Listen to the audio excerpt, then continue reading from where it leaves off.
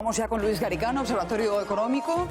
Saben que él es profesor de la London School of Economics, además de eurodiputado de Ciudadanos, y muy combativo con el hecho de que Europa debería ir cerrando ya la dependencia, muy buenos días, señor Garicano, respecto al gas y al petróleo rusos. Pero vemos que Hungría se desmarca, no sé qué va a ocurrir. ¿Qué anticipa usted? Hungría está bloqueando la decisión sobre el embargo con la idea de, supongo que sacar tajada.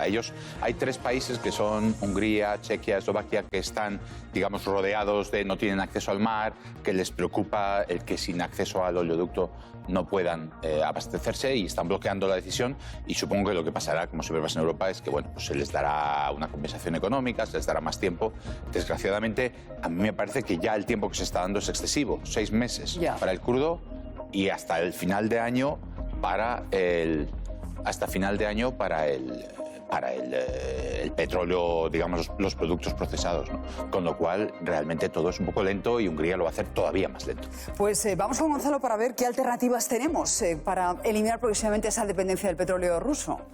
Mira, Susana, a ver, sí, vamos, la clave está, digamos, en la palabra que tenemos que utilizar y que ha utilizado el G7 en su comunicado, progresivamente. ¿Por qué? Porque en este comunicado es claro el compromiso del G7 de eliminar la dependencia del petróleo ruso, prohibiendo su importación, pero, ojo, dando tiempo a suministros alternativos. Es decir, que no nos dicen cuándo vamos a cortar lazos con Rusia. Vamos con las claves. La Unión Europea importa en torno al 23% del petróleo que consumimos, lo importamos de Rusia. Hay algunos países, lo ven a ver aquí, con los tantos por ciento de color oscuro, que son más dependientes, los más cercanos a Rusia. Por ejemplo, Lituania, Eslovaquia, Finlandia, Hungría, fíjate, con el tanto por ciento de petróleo que importan de Rusia. Son los más reacios a cortar por lo sano el petróleo que nos llega desde el país de Putin. España, por ejemplo, tan solo importamos el 5,5% del petróleo que consumimos. Si prohibiésemos el petróleo ruso, ¿qué tendríamos que hacer? Pedirlo a otros países productores de petróleo. Por ejemplo, de Rusia hemos dicho que importamos el 23%, de Estados Unidos el 7%, de Noruega algo más del 6%, de Nigeria, Arabia Saudí y Emiratos Árabes Unidos. Tendríamos que pedir a estos países el petróleo que dejamos de traer. ¿De dónde? De Rusia. Son casi 3 millones de barriles diarios los que la Unión Europea compra a Rusia y los tendríamos que obtener, Susana, de estos países. Pero ¿qué ocurre? Que sería más costosa la importación a Europa y por lo tanto haría que el precio del crudo, Susana, subiese. Pues eso es algo que tenemos que contar a nuestros telespectadores, porque aquí días atrás Felipe González nos decía: hemos desacoplado las consecuencias de la guerra, es decir, somos muy solidarios con Ucrania, pero luego nos quejamos mucho cuando nos suben la tarifa de la luz o el petróleo, ¿no? Sí, ha faltado un discurso a los europeos, a los españoles, a todos los países, diciendo, vamos a ver, estamos en una situación de guerra. Si no hubiera armas nucleares en Rusia, seguramente estaríamos involucrados con soldados, estaríamos exponiéndonos a la pérdida incluso de vidas en muchos casos. Bueno, no estamos perdiendo vidas porque Rusia tiene armas nucleares, pero estamos ayudando de otras maneras que también son costosas.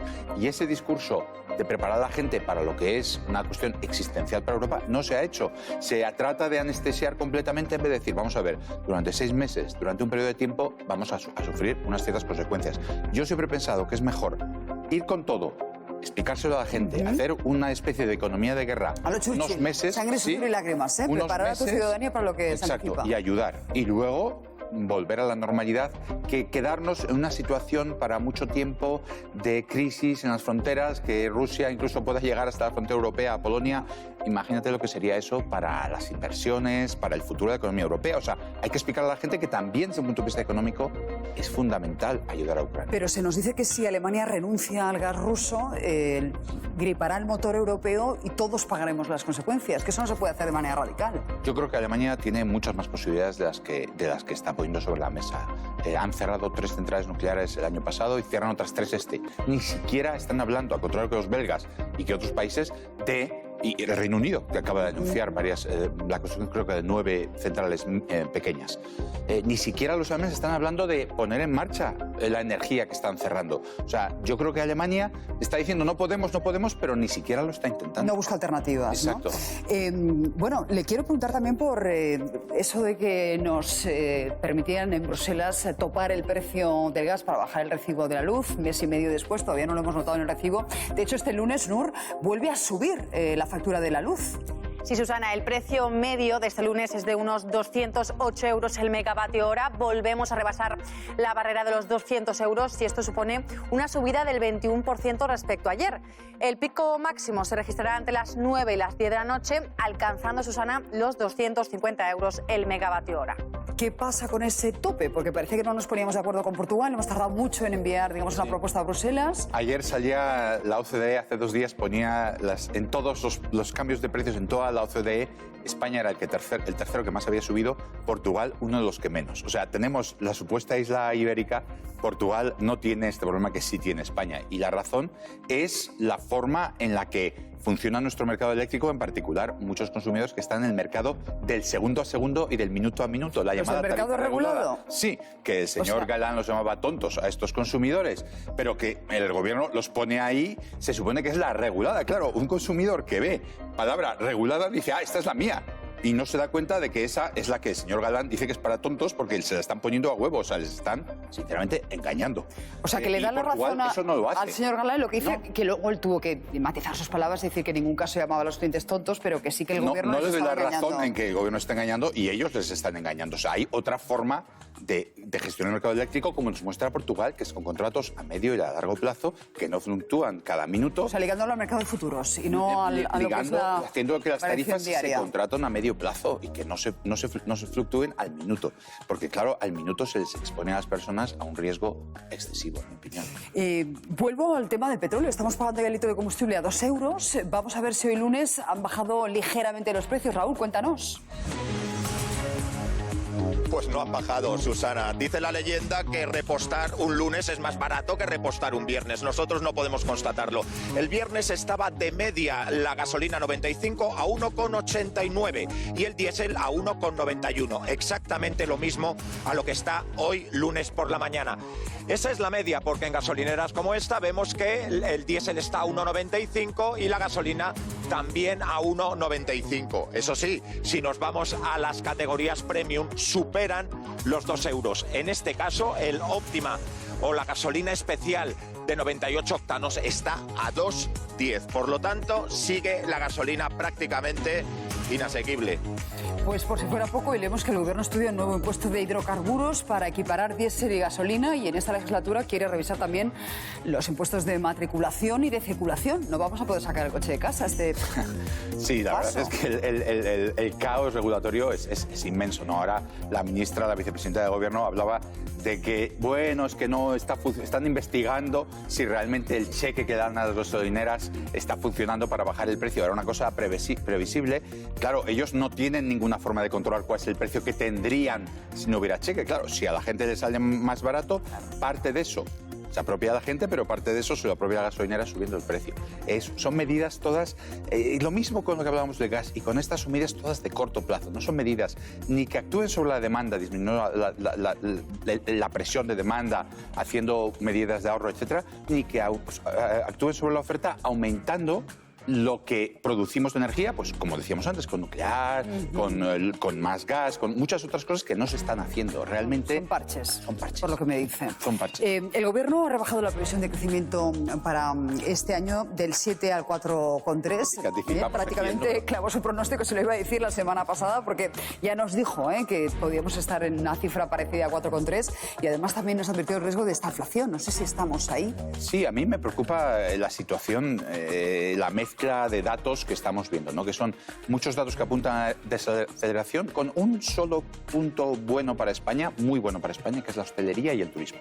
Ahí estamos con mucha fortaleza, se ve que los turistas que hay alegría y sobre todo ganas de gastar los que tienen pueden. Ganas en el extranjero de venir a España, de tomar el sol y de salir y de quitarse la mascarilla. Entonces, ese es el punto que mientras vamos recuperando la hostelería, vamos a tener ahí un viento de cola bueno, pero en todo lo demás, sobre todo en industria, vemos una economía que realmente bajo el peso de la inflación, de la pérdida de poder adquisitivo, de subida de los precios industriales, está ahogándose y realmente la situación es muy preocupante por esa mezcla de exceso de precios y caída de la demanda que es tan poco habitual. Pues la vicepresidenta Calviño prevé que la inflación, lo decía en una entrevista este fin de semana, baje en el segundo semestre y el paro se reduzca por debajo del 10% en 2025.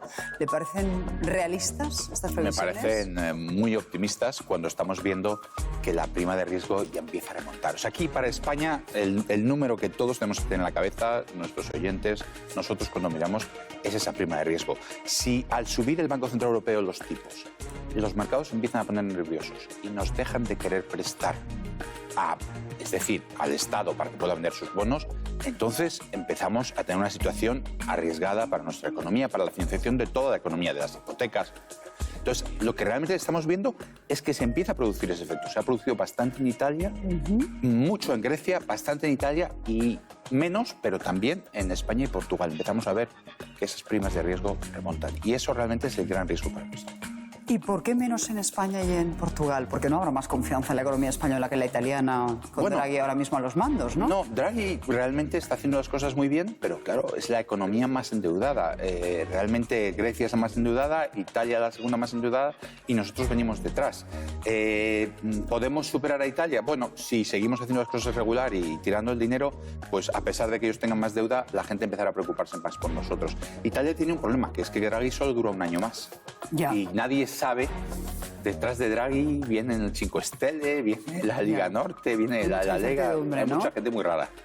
Es curioso porque nos decía aquí días atrás Felipe González que o nos ajustamos nosotros el cinturón o nos lo ajustan de fuera.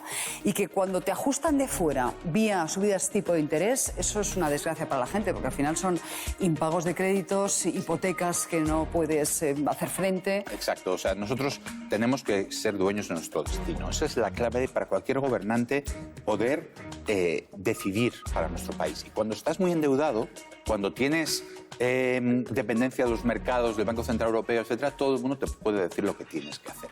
Y para eso España necesita un plan de consolidación fiscal creíble. Fíjate que hemos mandado unos números a Bruselas hechos diciendo que España es viable, pero sin meter la reforma de pensiones que se ha hecho, es decir, con la ley del PP, con la ley anterior de pensiones. Entonces dicen, no, si aplicáramos una ley que ya hemos derogado, no teníamos ningún problema. Oiga, pero usted está diciendo que ha derogado la ley. O sea, necesitamos credibilidad, necesitamos números que a medio plazo a la gente le den tranquilidad, que diga, no, España sabe lo que hace. Y con este gobierno que está en una situación de guerras internas en Podemos, guerras internas en el gobierno, guerras en el PSOE, guerras entre Podemos y PSOE, yo creo que si España tuviera un problema,